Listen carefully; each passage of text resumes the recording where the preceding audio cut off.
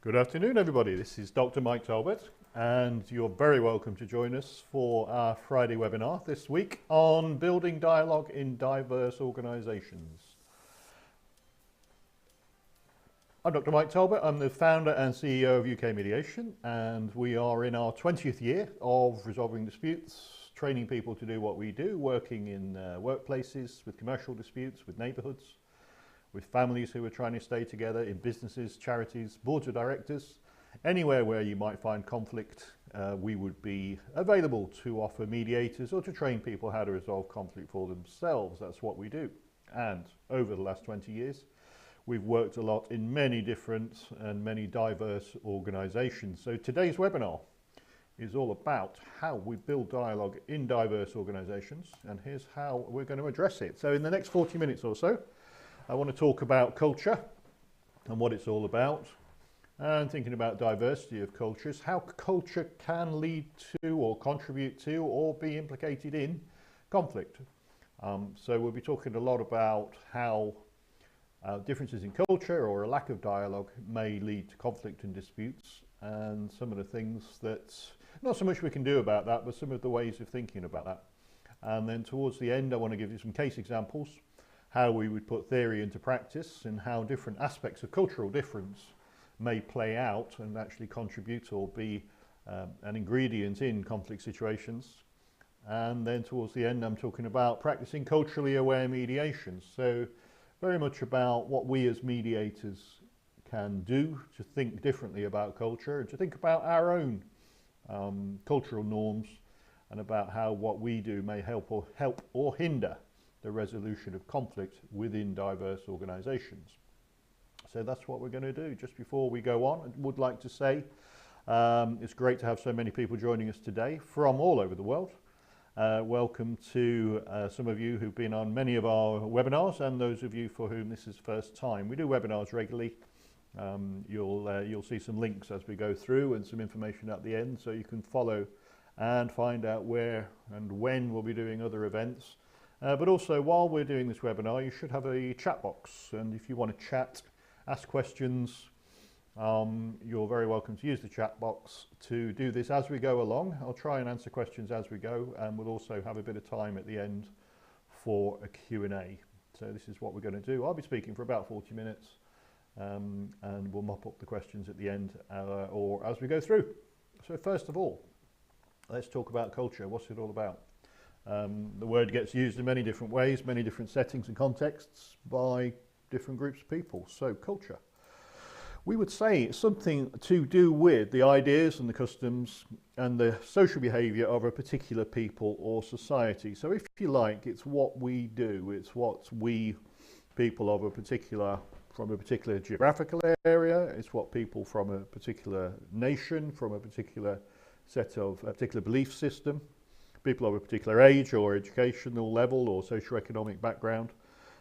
It's the ideas and customs and the behaviour of that particular group. So it goes beyond just what individuals believe.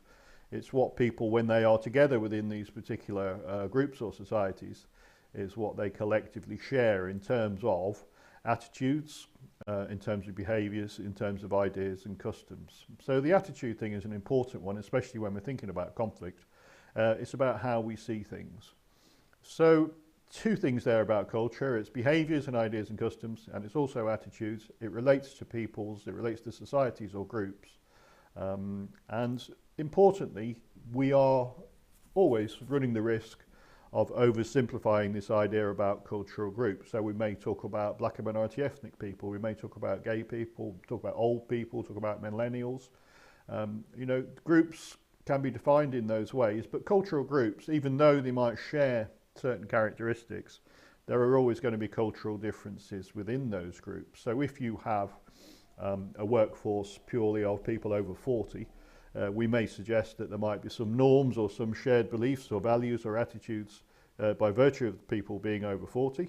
But also within that group, you would have differences in terms of people's socio-economic class, not age in that example, their ability status, politics, political views. Don't mention Brexit, Mike. Their religion, gender and sexual orientation. So there is a danger when we talk about culture that we just simplify culture into black people, white people, Asian people, Chinese people, gay, straight, bisexual people, people who are third level educated, people who are have no post-16 education. It's very easy to categorize and classify people in a rather stereotypical way into cultural groups. What we need to recognize is that within groups there will be differences in characteristics and beliefs and attitudes by virtue of other attributes and characteristics as sort of subcultures within the overriding cultural groups. I think it's just a bit of a health warning at the start of this webinar, just to say we're not talking about the isms here, not talking about the more conspicuous, more obvious differences between people. There are more subtle aspects that are represented through this notion of culture that don't just relate directly to people's ethnicity, nationality, age, etc. So let's say a bit more about culture. Well, what it relates to is what we would call the symbolic aspect of life. I think it comes from Foucault is termed this idea about symbolic aspect, which is how we make meaning of the world and how we enact our identities. So each of us is part of several cultures. We may be part of several groups, depending on who we are, where we grew up, what our belief system is, what age we are, our educational background, our sexuality. And all of these overlapping cultural groups relate to how we make sense of the world and how we enact our identities. So it's very much a part of who we are and how we make sense of things. So I may interpret events differently than the guy sitting next to me because of our differences in culture. And how we enact our identities, what I mean by that, it's how we are in the world and how we be ourselves in the world. This relates very much back to the cultures to which we belong or believe that we belong. And how this relates to mediation and how it relates to conflict is that the cultural messages from all the groups that we belong to, they tell us about what is meaningful and what is important. They tell us about who we are in the world. And importantly, our cultural messages tell us about who we are in relation to others, or in other words, our identities. So we may find in a group, even a group that appears to be quite homogeneous, all made up of people of a similar age or ethnicity or background, socio-economic class, actually they may be making very different sense of the world depending on the more subtle relationships they have to different cultural groups. So who they are in the world, how they relate to people, how they see themselves, what they find meaningful and what they consider to be important will be influenced by the culture. And even though, like I say, they appear to be a homogeneous group, there will be many differences between them. How this relates to conflict then is that there can be conflict across those cultures when any two or more people have conflicting ideas about what's meaningful and important. So A may find something meaningful and make sense of the world through a particular thing that happens or things that's said or a way that an organisation is set up or the way that an organisation runs, and another person may find a different meaning and importance even from the same stimuli. So it depends on where we come from as to how we interpret events. And we can have conflict across those people's cultures when they get conflicting ideas about what's important, conflicting ideas about what's meaningful, and especially when people's identities get challenged. So we need to be aware that not just individual characteristics, but the groups to which they belong and the cultural definition of those groups to which they belong will influence how much people get into conflict and how they may get challenged, even in quite invisible and surprising ways, by people who come from other cultures, even though they are within the same groups. So, conflicting ideas about what's meaningful, conflicting ideas about what's important. So that's the theory. Let's have a think about how some of this plays out in practice. So how do we, within diverse organisations, how do we see these more subtle examples of culture playing out, and how do we see that they might relate to situations of conflict? So I have a few case examples to give you just to put the theory into practice and just to say that, you know, we're not giving anything away here in terms of disclosing particular mediation cases we've worked with. A lot of these case examples are made as a hybrid of different elements of different cases that we've worked with. Everything we'll talk about did actually happen. It didn't necessarily happen in the context I'm giving you. And you may find that some of the examples are actually a mixture of several other examples. We're not mentioning real names or real places. So just to say, you know, within the very strictly defined confidentiality with which we work as mediators, nothing here is being disclosed. The first thing that I want to say about culture, is particularly within organisations, is this cultural norm to do with individualism versus collectivism. This is a key consideration when we're thinking about conflict. And there can be different ideas about the individualistic culture or the collectivist culture, and this is often played out in situations that we come across as mediators. Over the last 20 years or so, we've done some thousands of mediation cases, and I would say that this is possibly one of the more prevalent issues when there is a cultural dimension to conflict, especially in the workplace. What we mean by these things is the individual culture is where people see themselves as quite autonomous and where their personal goals and needs take precedence over other people's goals and needs. So this is more of the putting oneself first. So each person's needs are defined on an individual basis. Their goals are set on an individual basis. It's as if the goals and needs get attached to the ego rather more, and the personal aspirations and the personal needs take precedence over those of other people.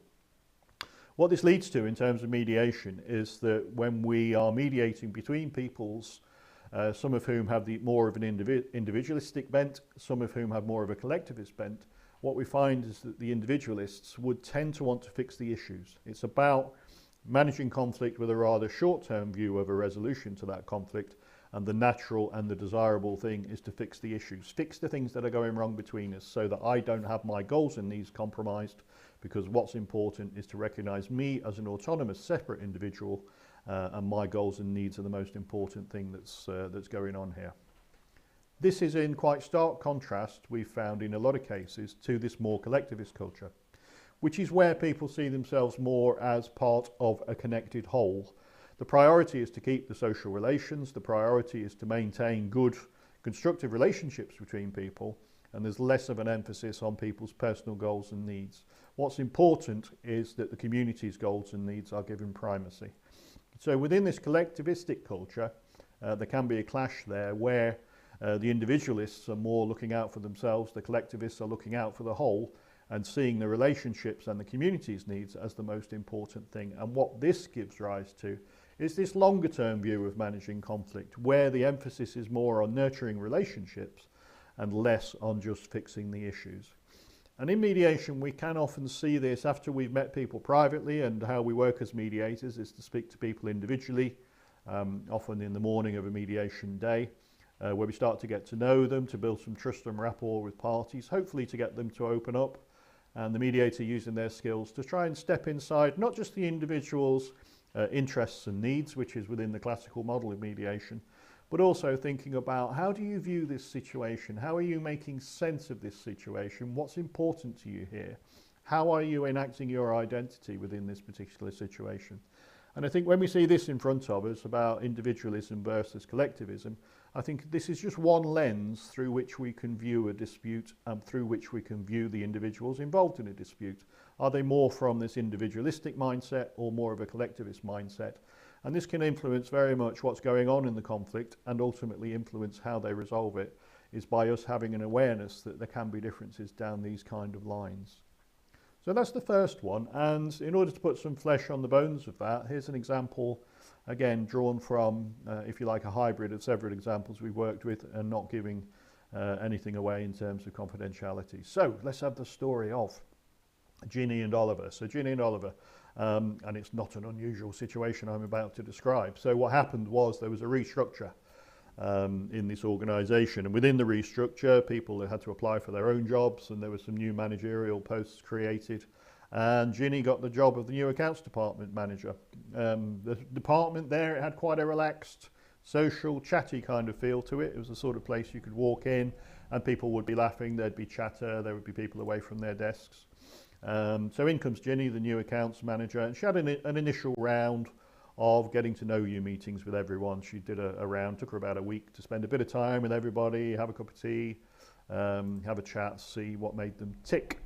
And she thought, okay, we've got some really able people here, and you know, some people are not working at full potential. What she saw was that with a bit of training and a bit of mentoring and bringing on, some people could aspire to being very much more effective and very much more skilled and very much more able to turn their hand to a lot of different tasks. And she thought, okay, I can bring some of these people on.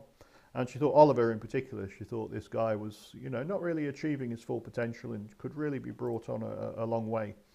So she got in there and set quarterly targets for people on an individual basis. She made some changes to how the department functions. So looking at people's training needs, looking at their development plans, thinking about training needs analysis for people, thinking about KPIs and objective setting, for a quarterly objective setting it was. And also she thought there's time being wasted here. She thought let's get some efficiencies in here. And she introduced a rota for lunch times and tea breaks, and discouraged this activity of group team making. She thought it took a great deal of time up in the day where somebody would get a list and go around and say, what do you want, what do you want, what do you want, and make everybody a cup of tea, come back round with a tray with drinks on. And it had been quite a significant part of their social activity, significant part of the social structure of the team. And this was stopped. And Oliver was particularly upset about it, wasn't very happy about that at all. So consequently, the team meetings got a bit strained. The team meetings became more about objectives. Ginny would have people go round and speak separately about what they'd been achieving and where they got to in terms of their targets. And Oliver was particularly vocal in saying, no, this isn't us. And I think when we hear comments like that, this isn't us, this doesn't suit us, it's not what we do, I think that's often an indicator that there's some clash of culture, really, I suppose, without putting too fine a point on it. And what happened here was that Oliver started talking about a grievance and transferring teams, and in the end there was a team mediation around this conflict. So what we're seeing here is that Ginny's coming in and seeing people rather more as individuals who have their own personal objectives, their own personal needs and their own targets to hit. Whereas the organisation prior to her coming in was more about this rather collectivist culture where people saw relationships as important, where the community needed to be supported, where the team needed to be fostered. It wasn't quite so much about individualism, but rather more about how we get on, how we all are, and how we as a group make sense of the situation, how we enact the identity of this group. This is who we are as a group, whereas Ginny's take on it was, who are you as individuals? What are your individual objectives and aspirations? And let's foster those. So I think it's a clear example of, where that kind of culture could be missed. The cultural clash could be missed. And I think to acknowledge it would be a really important part of getting a good result out of a mediation with these guys. So there's one. Let's talk about another cultural difference. This is an interesting one. It's about attitudes to conflict. So I think some cultures will accept conflict as a necessary or desirable part of life. Substitute families for cultures in that sentence. Some families seem to have a lot of conflict and it's an important part of what they do. Some teams within organisations will see conflict as important to give rise to creativity, to give rise to innovation and new ideas, and to keep that sort of internal disruption going on, sort of constantly to be challenging what you do, challenging what other people do, is seen as a very desirable and a very positive thing. Whereas in other cultures, confrontation is generally avoided. We try and preserve harmony. We try and, not to say anything difficult, not to rock the boat. And in those sort of cultures, confrontation can be avoided or even, damped down when it bubbles up to the surface. So let's think about an example of that, again drawn from a collection of disputes that we've dealt with over the years, was where there was a couple of housing associations in the UK for our overseas visitors this afternoon.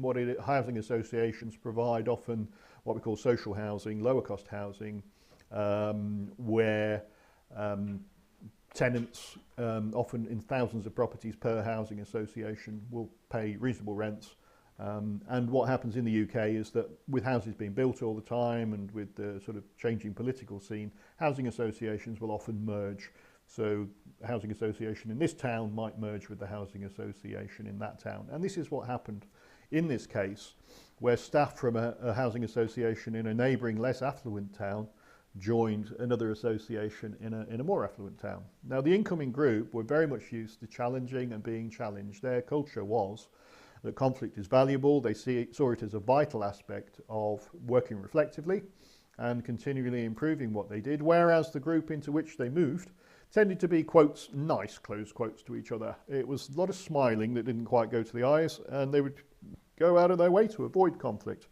They thought it was more important and felt that it was more constructive to try and get on. They would avoid challenging each other except through through the manager, and they avoided any public expression of difference or dissent. So they saw that as negative.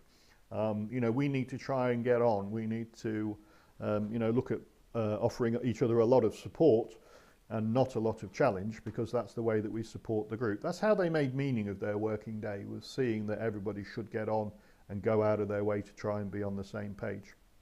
Now what happened is that the incomers then began to be stereotyped by the original group as troublemakers. They were seen as stirring the pot a little bit too much, or whipping it up and looking for situations to have arguments, while the original people, they became seen as rather whispering in corners, and they became quite mistrusted by the incoming housing association. That the incomers wanted there to be this more open dialogue, albeit involving a lot of challenge and sometimes disagreement and dissent, but the original group didn't like that. They saw that as rather aggressive, and preferred to speak quietly about matters and talk to the manager with their door closed. And so this gave rise to quite a lot of mistrust, and the incoming group saw this as whispering in corners and as the wrong thing to do, and it did lead to bad feeling. There was an increased absence rate. That was one of the ways that the organisation noticed it, and ultimately there was some significant conflict between these two cultural groups: the group who value conflict and the group who say that conflict is not something to be valued but to be avoided. And again, this gave rise to a team mediation, in which it was very helpful to use that lens through which to view this situation, a cultural lens of saying, okay, there are two different ways of making meaning of this merger and of this larger new group. One way where conflict is valued, one where it is eschewed. Okay, that's another example. So let's have a think about now let's zoom in a little bit and think about attitudes to mediators. This might be the kind of question that could be in the minds of people watching the webinar this afternoon. And like I say, there's a couple of questions coming in now, so keep them coming. By email or using the chat box, you're very welcome to comment or question as we go through. So this cultural difference I'm going to talk about is to do with attitudes to mediators, and I think it's fair to say that in many cultures, people who help resolve conflicts tend to be seen as the well-respected elders and have the power and authority to influence resolution. So we turn to mediators to give us an answer in some cultures, whereas the more Western model, the more European and American model, is that we have the mediator as more of a neutral facilitator. He or she doesn't give you the answer. They facilitate a dialogue by which the parties themselves can come up with the answer. And I think this is almost down to a different use of the word mediator in some different places. And I say places because, it can be in the UK and in the USA that people see mediators as this thing. So I've certainly come across in the several countries I've worked this attitude to mediators where people, including the UK, where people say, no, you're the one who's going to give me the answer. It's what we would really call arbitration or soft arbitration, where the practitioner would tell people, okay, I suggest here's what you're going to do to resolve your dispute. The classic Western model is not that. The classic Western model of a proper mediator, if you like, is somebody who's neutral, impartial, and helps people come up with their own answers. But there is this other culturally loaded view that the mediator is there to tell you what to do. So I mentioned about different countries, and on my travels over the last 20 years, I've been involved in a project in Jordan, and this is where we were introducing the greater use of mediation into the court system. The courts process is based in the Central Palace of Justice in Amman, a fantastic place. A lot of personal injury claims, a lot of compensation claims, and what they wanted is to have the greater use of mediation in the courts process. So we did a couple of fact-finding trips, and then there was a training process where a lot of barristers, they call them advocates over there, were trained in the skills of mediation, and it was literally the case of going in the court and you physically went downstairs to get mediation, or you went to the ground floor and upstairs to get your case heard in court in rather more an adversarial win-lose kind of way. So that was the sort of context in which it happened. Now there is already, and has been for thousands of years, so I'm told, a tradition of tribal mediation in South Jordan. So this is in the large deserty part of the south of the country. There's very much tribal culture. There's another culture. And the idea is that if there's a problem, so if there's a car crash that's clearly one person's fault, what would happen is that the elders from this tribe would get together with the elders from that tribe and would speak on behalf of the person who would classically be the claimant and the person who would be the respondent. So the person who caused the incident and the person who's the victim of the incident would get together actually in a tent in the desert. And this happens right to this day.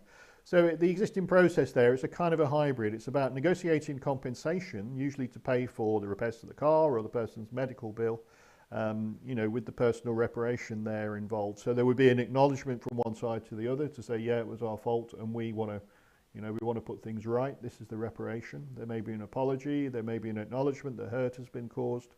There'd be compensation for damage to the car, compensation by way of paying for the medical bills. So this is how the mediation is seen. The translation from the local language is of mediation, and this is very much how people see mediation. What we would call a sort of a, what would we call it, a settlement conference. So where representatives come along and there's a settlement conference and they come up with a figure and a set of resolutions.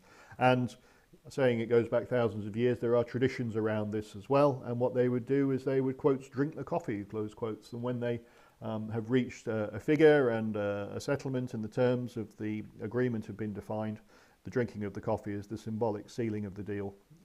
It's a bit like we would shake hands or write a contract, drink the coffee and the deal is sealed. So some of the training work that we did there in the courts was not just about how to do mediation, but it was to do with the perception of the mediator and the role of the advocate. So very much looking at how can we marry this more Western model where the mediator is an impartial facilitator of a dialogue for the parties to come up with their own solution, and the existing idea in Jordan about tribal mediation, which was a slightly different thing of having advocates effectively have a settlement conference, come up with a deal for you, and then tell you what it's going to be. So it's about how people see mediators. There's a cultural difference. And again, you know, we don't want to stereotype here. I'm not saying all Jordanians would see mediation that way. I'm not saying everybody from the UK or Northern Europe would see it the other way. So we just got to be aware of this subtle cultural difference in terms of how people perceive the mediator. And certainly to this day, to this month, we have done mediations from our base here in Derbyshire, where people turn up expecting that the mediator is going to tell them what to do and tell them what the settlement is to the dispute. So there's a cultural difference there that goes beyond nation, it goes beyond ethnicity, it goes beyond geography. It's an aspect of culture that could happen just anywhere.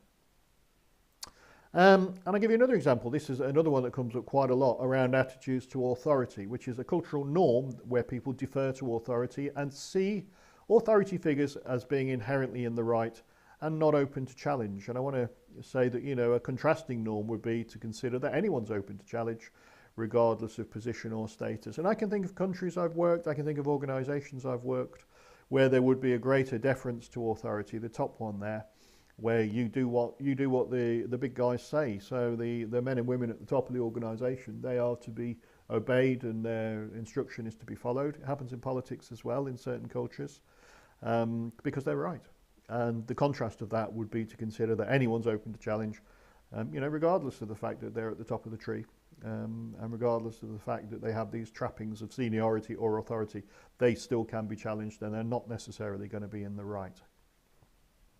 So let's have a think about that and how that might play out again with a mediation.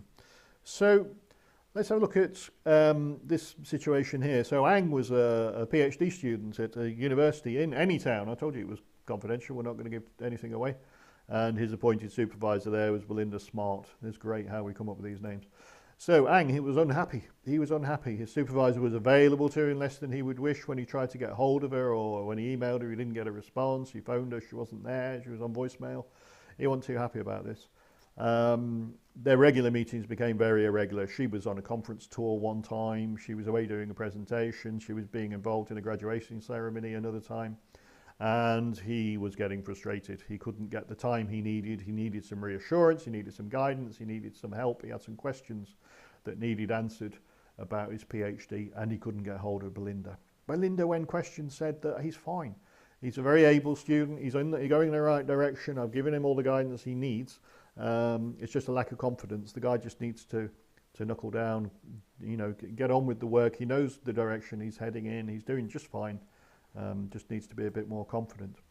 And then Ang contacted the registry. What happened was he was talking about leaving Anytown, and enrolling under a new university and a new supervisor. He'd heard of this particular individual in this other university and thought he could maybe get a better deal there. So he was going to leave, he was going to use the remainder of his funding and try and transfer it to this other university, rather than having to have these frustrations of never being able to get hold of Belinda at any town. So mediation was proposed as a way to get the two of them working back well together. But what I would say about this is that Ang was very, very reluctant to come into the mediation, and really we had to structure the mediation, again reminding you it's all a bit hypothetical. This is elements of different disputes I'm talking about here, but in this case he didn't see that he could possibly sit opposite Belinda in a mediation meeting and say what his grievances were and what his concerns were. He felt that this was completely inappropriate. He had actually spoken to his family back home in China about some of his difficulties, and that this mediation thing was being proposed, and they and he were, not to put too fine a point on it, horrified at the thought that he would sit there and be challenging or be controversial with his supervisor, who he saw as an authority figure and somebody that should not be challenged. And it was quite countercultural to him, and we had to work quite hard to get to a point where they agreed a structure to the mediation, let alone addressing the issues. So there was some of this was talking about the mediation and how it could work in the light of the fact that there was this cultural difference between the two. Belinda was wide open to challenge. She was very happy to have Ang challenge her, and very used to other students, including students from other countries, challenging her about her supervision style. But Ang was uncomfortable with this, and it really was anathema to his cultural expectation. So we had to work with how the mediation would happen before we even did the mediation.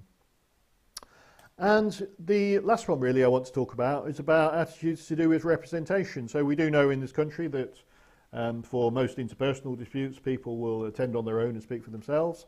And in commercial disputes, generally people's legal advisors would come along with them because we're expecting people to potentially, negotiate around rights that might be different than what they would be afforded in law, and we're expecting people to, at the conclusion of a commercial mediation, to sign a binding agreement. So we do advise people to come along with legal representatives. But some people would be surprised to even threatened by the notion that they can speak for themselves when they could have an advocate. So in some cultures, it is a surprise, and again it's quite anathema to the cultural norm that people are being asked for themselves. They are used to this idea of somebody speaking for them, advocating for them, putting across their ideas, and not them doing that themselves. And there is a cultural clash here with other groups who'd be opposed to that idea that anybody could possibly speak for them. How can anybody speak for me? If I'm there, then I speak for myself. So again, we get this clash, and I notice it in commercial cases that we do, and in interpersonal cases. So some interpersonal cases that we do, people would expect that somebody's going to be there and at least to support them, help them get their ideas across. They would expect to have a union representative or a trusted colleague. In some cases, they would expect there to be a solicitor, somebody who's going to speak for them. And then in other cases, that is completely countercultural. People would say, well, no, I'll speak for myself. Why do I need anybody to speak for me? And I've done quite a few mediations where even when representatives and solicitors are present, the principal wants to speak for themselves. The person whose money we're talking about and who's actually having the dispute, they would prefer to sideline the representative and speak for themselves. So there can be a cultural difference about this. And there was an interesting example of this some years ago. It was a case, and it was to do with a traveller site. And what had happened is that some travellers had moved into a particular area, not moved into, but they'd sort of moved a few miles up the road towards this particular area. And the locals were not too happy. I had to work very impartially with this one, and one way that we were working was to go on site with permission. I went with a police officer who had been involved in the case here, and we had some talks, and there was a guy or gal who met us and spoke with us. We're hanging around in the field. We drew quite a crowd, quite a lively crowd, and we had a good old chat just to have the initial sort of rapport building, if you like. Me and this police officer talking to this fellow about what had been going on in the local area. So there was quite a need to spend quite a bit of time there building up some trust, because they viewed us with some suspicion didn't know who we were, and although we had made sure that we were invited and that we were welcomed, it was a lively discussion. It was quite a lively time, very productive, and we came off there and we said, okay, let's let the dust settle, and let's go back again another time. So when we went back another time and we said, okay, where's this fellow that we were speaking to last time, and they laughed and they said, well, they're not here, you talk to me. And we thought, well, actually, we've got somewhere with this other guy. Can we not speak to him again? And again, they laughed and said, well, nobody speaks for us. We speak for ourselves. It depends who's here on the day that you come, as regards who's going to be doing the talking. So this idea that they would be putting up a representative or somebody to speak for them was quite anathema. It was quite countercultural. So we, in our way of doing things, we would expect that we'd speak to the same person the second and the third conversations that we had, but the people on the site were completely at odds with that cultural idea. Their cultural norm was whoever's there, that's who you speak to. So we actually got laughed at. It was quite amusing. We did get somewhere with it, I'm pleased to say, perhaps not as far as we would have liked to, but again, noticing this cultural difference about whether you have representatives or speak for yourself. So there we have it. And now let's talk about what lessons we can learn from this. Let's say that there are lessons that we can learn around culture, around the greater awareness of culture.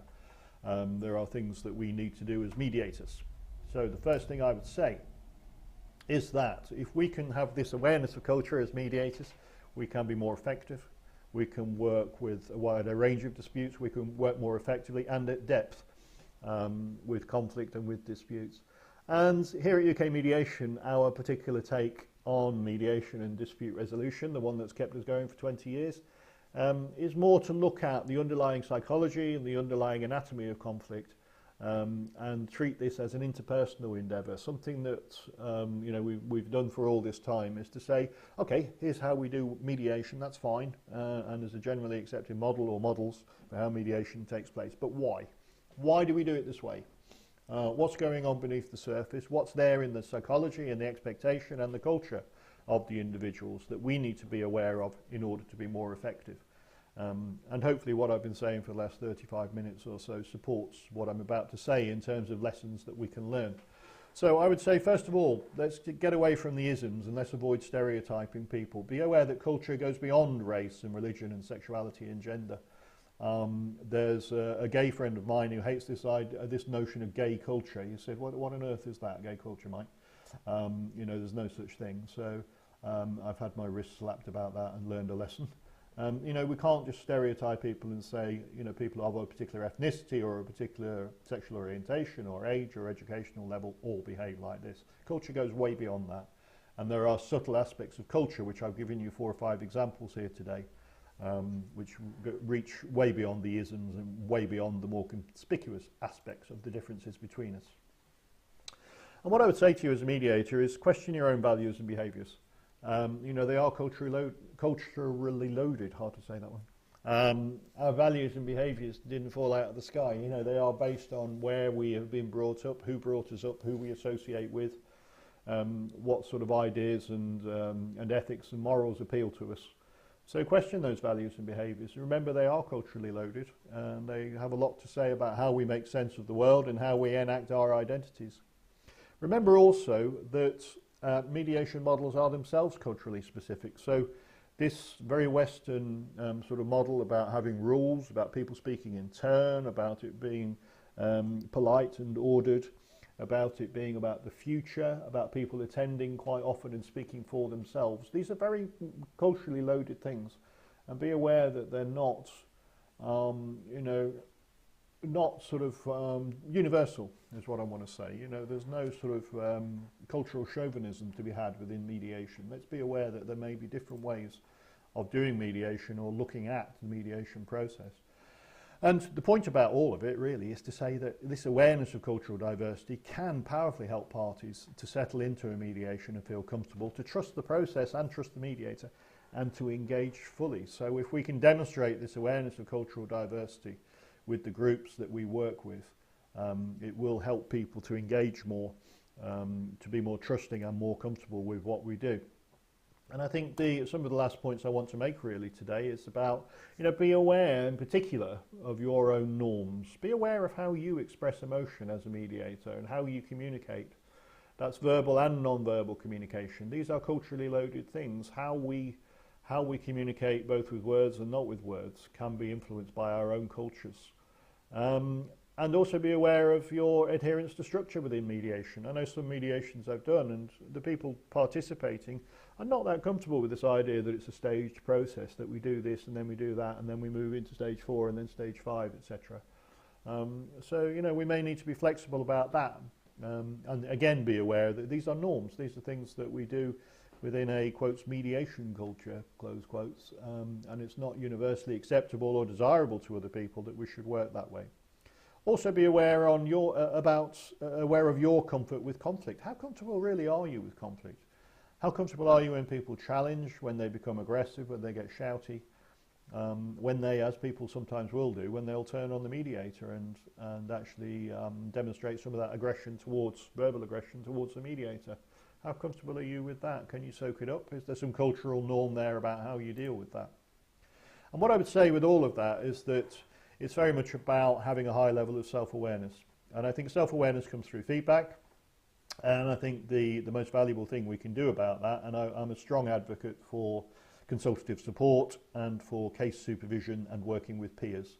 So I think it's really valuable to get that feedback, to actively seek it out and value it, and also to take cases along to a case supervisor, to get that consultative support, to have somebody hold a mirror up to your practice, so that you can receive feedback and receive somebody else's view about how you're working and where your own blocks might be. Working with peers is great in that regard as well. I've really grown into, personally over the years, this idea about co-mediation, and very much enjoy working with other trusted colleagues, getting some feedback, seeing a difference in style, working with people who may have different cultural norms to myself. I find it really valuable and very educational. And I would say my final point really today is, above all, be humble, be curious, be fallible. We should value the fact that we can make mistakes as mediators. We should be curious about not only how we're coming across to people, but we're curious about other people's cultures and how we can, through a more culturally aware lens, see situations in a rather different way. Be humble, be prepared to learn. And my closing point here really is that, it's really hard to take part in mediation. I have very much valued being a participant in mediation several times over the years, and it's a tough thing to do. It feels quite exposing. It's a difficult thing to feel that the mediator has got you, that the mediator understands you, that the mediator gets your imperatives and your interests and needs, and perhaps your cultures. So it's a tricky thing to do. So I would say that as mediators, we do need to be humble, we do need to be curious, we do need to be fallible, and if we can't do that, it's quite unlikely that our mediation participants can do that for themselves. So there we have it. There's some ideas about the nature of culture as it plays out within conflict situations, about how we can, some examples there of how we can start to see situations rather more through this culturally loaded lens, and how that plays out in terms of us being better mediators. So I do hope that's been interesting to people, and I do hope some of our other webinars will also be interesting to you. So in particular, let's have a look at some of our upcoming webinars. So you can register for any webinars on our website, ukmediation.net/webinars. And a couple that are coming up just now. Mediation for the emergency services. Maybe there are some cultural norms in the emergency services that are specific to that particular way of working. As Talbot at the risk of stereotyping there, but Friday 12th of April, there's that one. Another one coming up is in May, how mediation works. So my own doctoral work over the last few years, we have arrived at a model for mediation, which is a little bit different, based on Gestalt theory. Something there for the people more psychologically minded, I suppose, to look at this sort of model of what's going on beneath the surface in conflict and in conflict resolution. And I'll be presenting that model Friday 10th of May. Very welcome to join us there.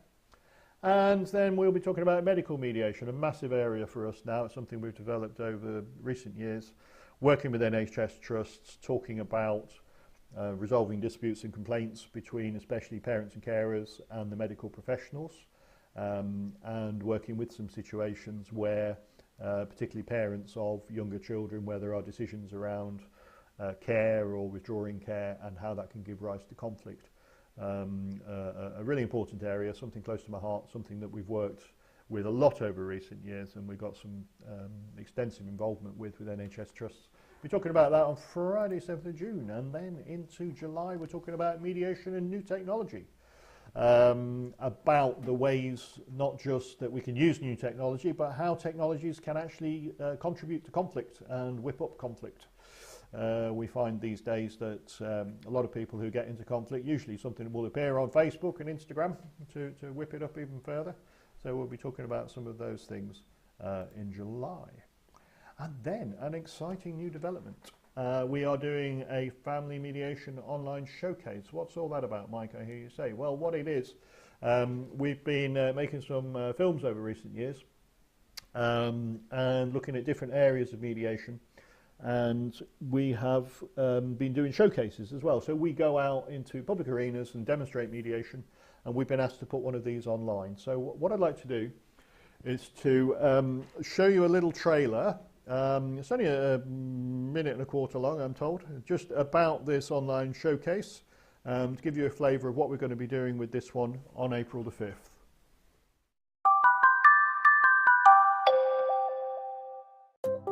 I'm Dr. Mike Talbot, CEO and founder of UK Mediation. Over the last 12 months, we've run a number of our popular mediation showcases, allowing you to see a simulated mediation case in action. While it's great to run these as live events and to meet clients and friends in person, we often get requests to make these events available online. With this in mind, on Friday 5th of April, we'll be presenting our first online mediation showcase, demonstrating a simulated family relationship mediation where a young person is at risk of homelessness due to a breakdown in the relationship with her mum. The event will let you see how mediation works in action following our 7-stage process. Firstly, you'll see the origins of the conflict and then have the opportunity to watch an accelerated mediation, starting with the individual sessions and then the joint session. I'll be playing the role of the mediator, but I'll also be pausing the action to highlight techniques, points of interest, and to answer questions that come in from you, the audience. The hour-long showcase will be live streamed via YouTube and will start at 12 p.m. We also have 2 physical showcase events coming up in May, in London and Manchester, and you can sign up for these at ukmediation.net/events. Thanks for watching, and I hope to see you there.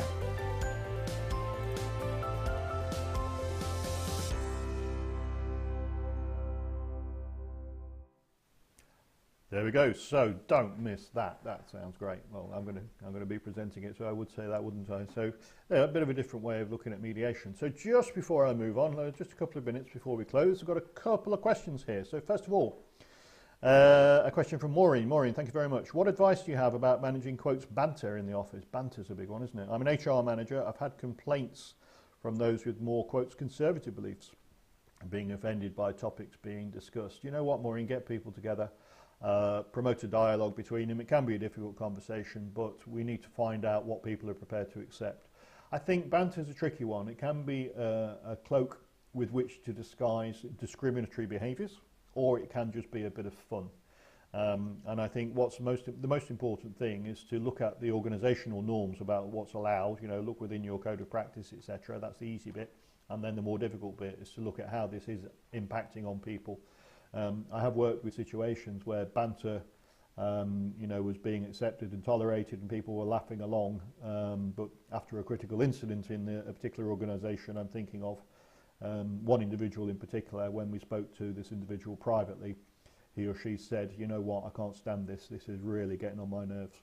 And the banter to him or her was completely unacceptable. So I think what we need to do is to hear from people. It's about people's experience of the banter within the context of what your organisation will allow. Clearly, if there are issues of misconduct there, these need to be addressed first. But importantly, it's down to perceptions, and it's down to how this banter is being received. For Maureen, lots of questions here. So there's another one from somebody who says, I'm very active in my local church. and I manage a mainly younger team, and sometimes they're talking about things that offend me, talking about issues to do with sexuality and sexual practices, which this person's quite offended and hurt by. Well, again, I think you need to speak to people. I think you need to let them know, that within the context of this workplace where you have a diversity of cultures, it's important that you find a way that behaviours can be agreed. Behaviours are what we do and what we say. Behaviours don't relate to mental states or attitudes or people's belief systems. It's very difficult to mediate around beliefs and what goes on inside people's heads. What we can mediate around is an agreed norm for what gets said and discussed in the office, and what can happen if there are discussions that some people find unpalatable or offensive to their ear. So it's important to have that dialogue, I think, really important to have that dialogue. And there's another question about that, somebody saying they're personally offended by things that get chatted about in the office. So I think it's important to get the dialogue. It's important to recognise there can be a diversity of cultures, a difference of culture. Some people will accept things that others find it difficult to accept. So I'm just going to take another one or two questions, and then we're going to move on. Okay, so one from Christina. I think we'll finish here. Sorry, Krista. So Krista, there's a question about liability. Is there an issue of liability if you offer a solution, it doesn't work out? Krista, that begs the question of whether we as mediators are offering solutions.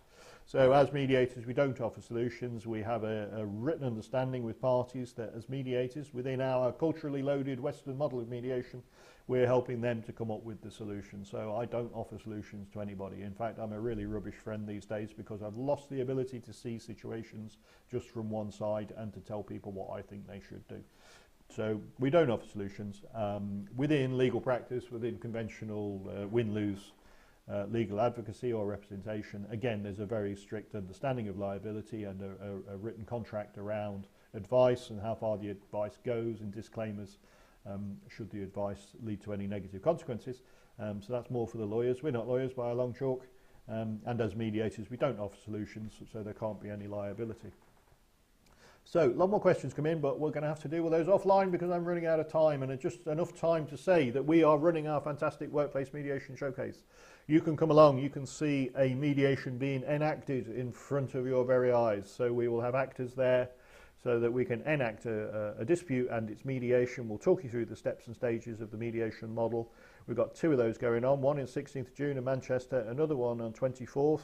There are limited spaces because it's a physical event, so up to the capacity of the room basically. If you want to join us for that, and I hope you do, www.ukmediation.net/events. Be great to see you there. And now, just as I finish, I would say do keep in touch. You can like and subscribe our YouTube channel. You can follow us on Twitter. You can join me on LinkedIn, connect with me on LinkedIn, or take a look at our Facebook. Okay, that's us. That's Friday. I'm going home. Thanks for joining us. All the best.